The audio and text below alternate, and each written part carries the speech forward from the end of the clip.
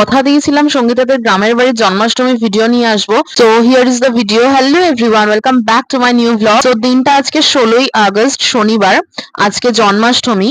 গতকাল দুপুরবেলা আমরা সঙ্গীতাদের গ্রামের বাড়িতে এসেছি, সেই বড় ভিডিও তোমাদের সাথে অলরেডি আমি শেয়ার করেছি। তো আজকের ভিডিওটা খুব ইন্টারেস্টিং হতে চলেছে, সো পুরো ব্লগটা দেখতে থাকো। ভিডিও ভালো লাগলে লাইক করে দিও আর চ্যানেলটা সাবস্ক্রাইব করে দিও। তো এতক্ষণ তোমাদের সঙ্গীতাদের বাড়ির উঠোনের গাছপালা দেখালাম। আর এই জবা ফুলটা আমি প্রথম এখানেই দেখলাম। মানে নর্মাল জবা ফুল আর জবা ফুলের যে রেণুটা থাকে সেখানে আর একটা ফুল। বাড়ির উঠোনে প্রচুর গাছপালা রয়েছে, বিভিন্ন ফুলের গাছ রয়েছে, নীলকণ্ঠ ফুলের গাছ রয়েছে। তো সেগুলোই একটু সকালবেলা ঘুম থেকে উঠে ঘুরে ঘুরে দেখছিলাম আর তোমাদেরকেও দেখাচ্ছিলাম। সকাল প্রায় 8টা মতো বাজে এখন। ইতিমধ্যেই সকালের জল খাবার এবং দুপুরের খাবার দাবারের প্রস্তুতি শুরু হয়ে গেছে।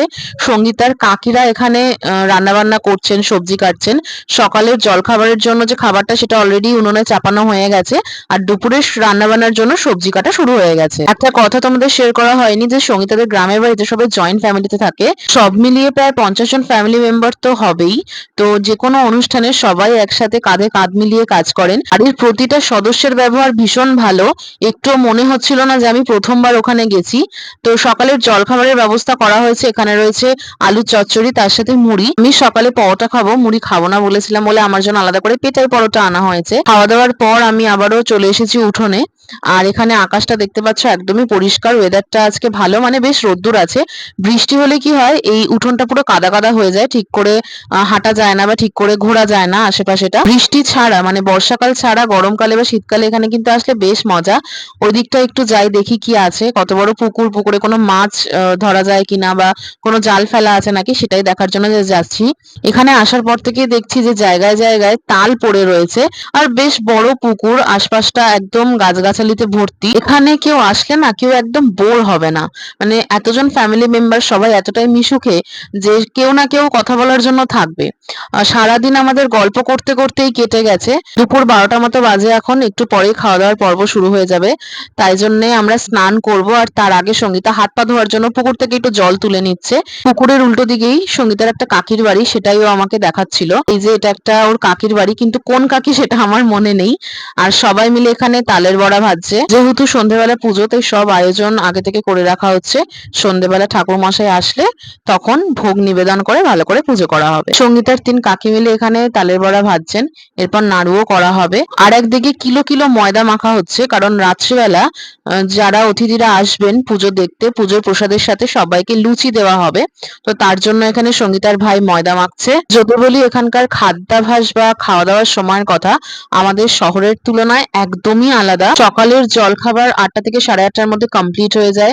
দুপুরের খাবার দাবার 12:30 ম্যাক্সিমাম 1টার মধ্যে কমপ্লিট হয়ে যায়। আবার বিকালে 4:30-5টায় টুকটাক কিছু খাওয়া।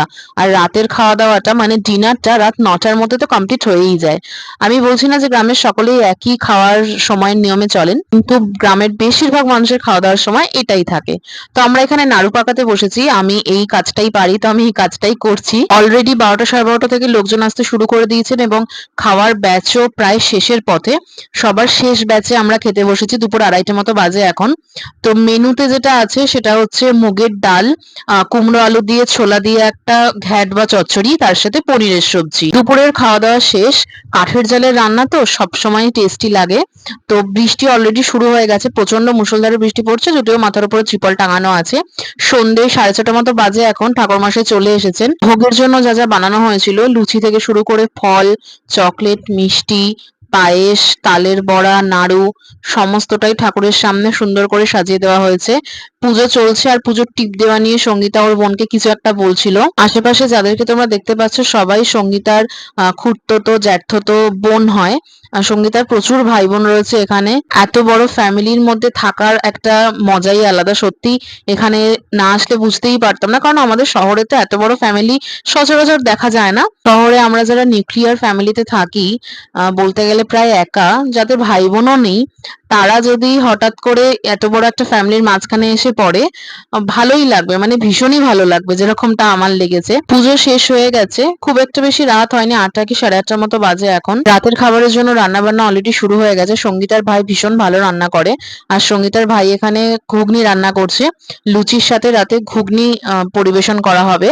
রাতের খাবারে থাকবে লুচি, ঘুগনি আর পায়েস। এই যে এত লোকের আয়োজন, এতটা রান্না, এত পরিমাণের রান্না, এই যে বড় বড় বাসনপত্রগুলো দেখছো না, এগুলো কিন্তু কোনোটাই বাইরে থেকে বা ক্যাটারিং থেকে ভাড়া করা নয়, সবটাই সঙ্গীতাদের সমস্ত কাকিদের বা সঙ্গীতার মায়ের মানে কাকিমার নিজস্ব বাসনপত্র। রান্নাবান্না শেষ হয়ে যাওয়ার পর একটু নাচ গান হবে, তো এটাই তো এনজয়মেন্ট। বাড়িতে এত বড় একটা পুজো, এত লোকজন আসবে, তার মধ্যে যদি একটু নাচানাচি না হয় ভালো লাগে না। সঙ্গীতার দুই বোন এখানে নাচছে।